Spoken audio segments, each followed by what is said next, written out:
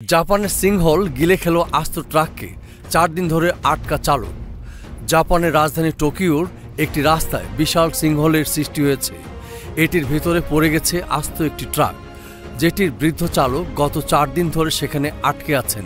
সিংহলটি দিন গড়ানোর সঙ্গে সঙ্গে বড় হওয়ার চালকের কাছে পৌঁছাতে পারছেন না উদ্ধারকারীরা। স্থানীয় এক কর্মকর্তা সিএনএনকে বলেছেন, যখন সিংহলটি প্রথমে সৃষ্টি হয় তখন এটির মাত্র 10 মিটার প্রশস্ত ছিল। গত 4 দিনে এটি 40 মিটার বড় সিংহলে পরিণত হয়েছে। উদ্ধারকারীরা ক্রেনের মাধ্যমে ট্রাকের একটি অংশকে উপরে তুলে আনতে সমর্থ হয়েছেন। এছাড়া গর্তটির ভেতরে ড্রোন পাঠিয়েছিলেন, কিন্তু 4 দিনও তারা চালকের সঙ্গে কোনো যোগাযোগ স্থাপন করতে পারেননি। কর্তৃপক্ষের ধারণা, ক্ষয়ে যাওয়া নর্দমার পাইপের কারণে প্রথমে মাটি ধসের ঘটনা ঘটে। ওই পাইপের থেকে পানি বেরিয়ে হয়তো আশপাশের আরও মাটিতে ধস নামিয়েছে।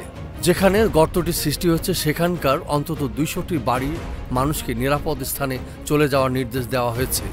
যেহেতু নর্দমার পাইপ ফেটে গর্তটি সৃষ্টি হয়েছে বলে ধারণা করা হচ্ছে, তাই পাইপের পানির পরিমাণ কমানোর জন্য সেখানকার 12 লাখ মানুষকে গোসল করা ও কাপড় ধোয়া থেকে আপাতত বিরত থাকতে বলা হয়েছে।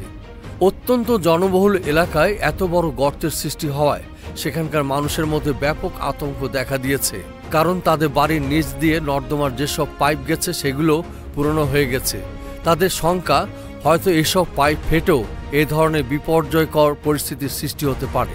এস আহমেদ রাজ, ডেস্ক রিপোর্ট, এই সময় টিভি, ঢাকা।